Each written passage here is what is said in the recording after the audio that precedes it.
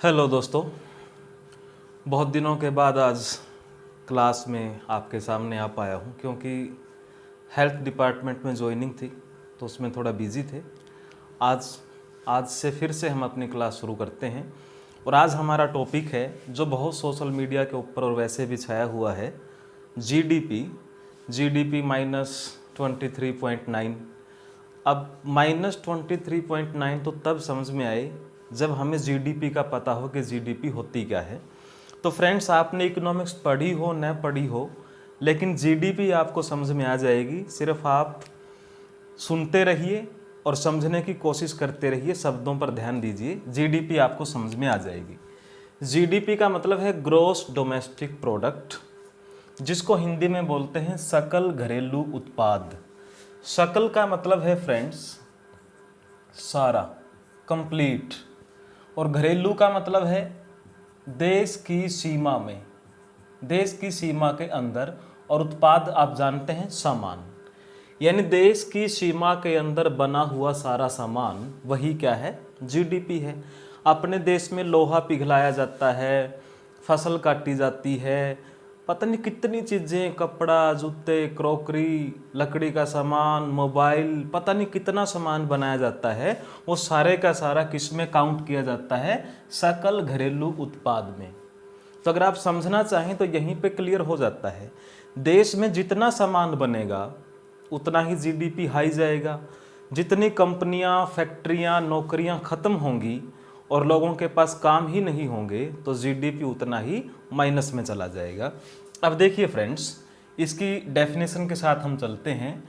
एक देश की सीमा में, यानी विद इन बाउंड्री, देश की सीमा के अंदर जो कुछ भी है वो कितने दिन में काउंट करना है, 1 वर्ष में।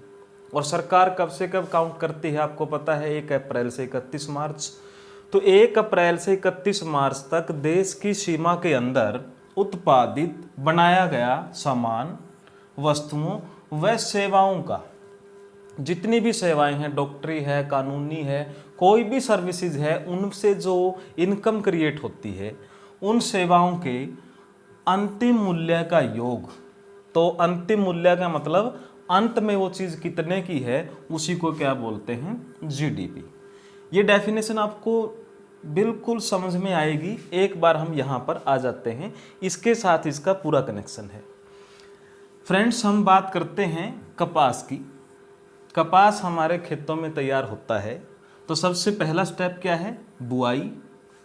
फिर जब वो तैयार हो जाती है तो कटाई, फिर छंटाई, फिर उस कपास से क्या बनता है, धागा यानी बुनाई। फिर उस धागे में रंग दिया जाता है, फिर उससे अलग अलग टाइप के कपड़े और कमीज तैयार होते हैं।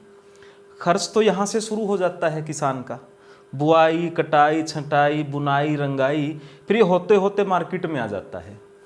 फिर मान के चलो कि एक कमीज का जो रेट है वो तय किया जाता है बाद में 500 रुपये। तो इनमें ये कोई भी चीज़ अब बाद में काउंट नहीं की जाएगी। इन पे अलग अलग अलग खर्चे हुए, बुआई पे अलग हुआ, कटाई पे अलग, छंटाई पे, बुनाई पे, अब इनको अलग अलग काउंट नहीं किया जाएगा। अब वो कमीज कितने की है उसका अंतिम मूल्य की हमने बात की, अंतिम मूल्य का योग। कमीज का रेट क्या तय हुआ, 500 रुपये।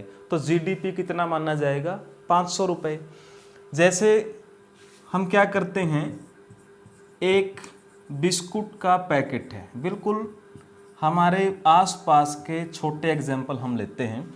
बिस्कुट के पैकेट के लिए क्या क्या चीज़ें ज़रूरी होती है, गेहूँ या मैदा, फिर उसमें चीनी भी मिलाई जाती है, उसमें दूध भी मिलाया जाता है, और बहुत लोग बोलते हैं कि इसमें काजू बादाम है, जो कुछ भी है वो अलग अलग क्षेत्रों से आई हुई चीज़ें। काजू बादाम अलग क्षेत्रों से आए, गेहूं कृषि क्षेत्र से आया, चीनी भी कृषि क्षेत्र से आया, फिर उसको एक इंडस्ट्री के अंदर दूध के साथ मिक्स करके हमने एक बिस्कुट का पैकेट तैयार कर दिया और उसकी कीमत रख दी हमने 5 रुपये। तो अब ये सब चीज़ें उसमें काउंट नहीं होंगी। अब अंतिम मूल्य उस चीज़ का क्या है, जो प्रोडक्ट तैयार हुआ। यहाँ पर हमने बात की उत्पादित वस्तुओं, तो किस चीज़ का उत्पादन हुआ, बिस्कुट के पैकेट का, वो कितने का है, 5 रुपये का है। तो यहाँ पर जीडीपी क्या है, 5 रुपये है। तो ऐसे ही देश के अंदर जितने भी सामान बनाए जाते हैं, लोहे का, लकड़ी का, प्लास्टिक का, कोई भी सामान है, अब आप समझ गए होंगे, मोबाइल से लेकर के, सुई से लेकर के और जहाज तक, जितनी भी चीज़ें हम देखते हैं, तो वो अंत में कितने की मार्केट के अंदर है, उनका मार्केट प्राइस क्या है, वो बिक कितने की रही हैं, वो क्या है, जीडीपी में काउंट होगा। अब देखिए फ्रेंड्स, मैं समझता हूं कि यहाँ पर कुछ कुछ समझ में आया होगा। सकल घरेलू उत्पाद, देश की सीमा में कितने प्रोडक्ट बन रहे हैं, वही क्या है, जीडीपी है। अब पिछले दिनों जो खबरों में बहुत ज़्यादा मुद्दा गर्म था कि 2019-20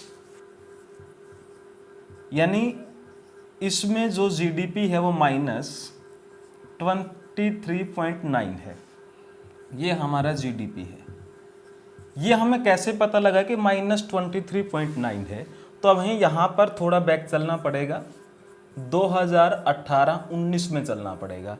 अब यहाँ पर मान के चलिए कि जीडीपी इतना था, ये जीडीपी है, बिल्कुल सिंपल भाषा में आप समझना, ये जीडीपी एक गोला है। 2018-19 में ये इतना बड़ा था, लेकिन 2019-20 यानी अब 19 के लास्ट और 20 के स्टार्टिंग में हमने क्या देखा कि कोरोना वायरस आया, लॉकडाउन हुए, फैक्ट्रियां, कंपनियां बंद हुई, कंप्लीट चीज़ें बंद कर दी गई, तो सामान बनना बंद हुआ। अब जितना 2018-19 में देश के अंदर सामान बना था, 2019-20 में सामान पहले के मुकाबले इतना कम हुआ। यानी 2019-20 के जीडीपी का साइज अगर हम यहाँ पर बनाएं तो पिछले साल के मुकाबले में इतना है, यानी पिछले साल इतनी चीज़ें बनी थी लेकिन इस साल चीज़ें इतनी बनी हैं। तो इतनी चीज़ें बनने का मतलब क्या है कि जो पिछली साल बना था उसके मुकाबले इस साल कम बना है।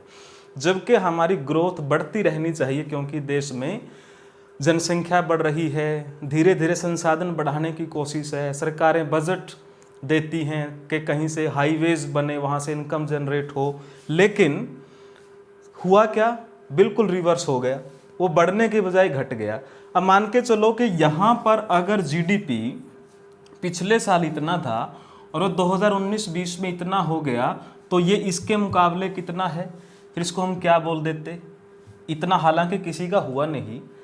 जीडीपी को का जो जादुई अंक है माना जाता है 9, के पिछले साल के मुकाबले में 9% बढ़ गया, यानी इतना था और इस बार वो यहाँ पर अगर हम देखें इसके मुकाबले अगर बढ़ाएं तो वो मानो कि इतना बढ़ गया। उत्पादन तो बढ़ा है और माने कि कितना प्रतिशत इससे ज़्यादा है, 9% ज़्यादा है। तो ये जीडीपी 9% को बहुत माना जाता है, क्योंकि देश की जीडीपी को छोटा मोटा काम नहीं है, हज़ारों करोड़ का ये मामला है, और हज़ारों करोड़ में 1% का बढ़ना भी कई 100 करोड़ का बढ़ना है।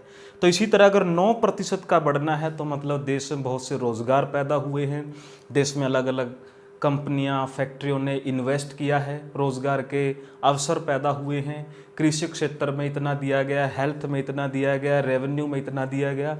तो वो क्या है कि हमारा जीडीपी का बढ़ने का मतलब है कि देश में पैसे का प्रसार बढ़ा है। तो मैं समझता हूँ कि माइनस जो 23.9 है वो आपको समझ आया होगा कि देश में जो काम है पिछले साल के मुकाबले में बहुत ज़्यादा जो है डिक्रीजमेंट की तरफ है, इंक्रीज नहीं हुए हैं। तो ये तो था माइनस और प्लस जीडीपी कैसे होती है फ्रेंड्स, और इसी के ऊपर जीडीपी के ऊपर हम और बहुत सी क्लास बनाएंगे जीडीपी का, और भी हम मतलब पता करेंगे, जीएनपी के साथ, एनडीपी के साथ इसकी तुलना करेंगे, इकोनॉमिक्स की उससे हमारी एक समझ विकसित होगी। तो आप जुड़े रहिए हमारे साथ और अपने दोस्तों को भी जोड़िए। धन्यवाद।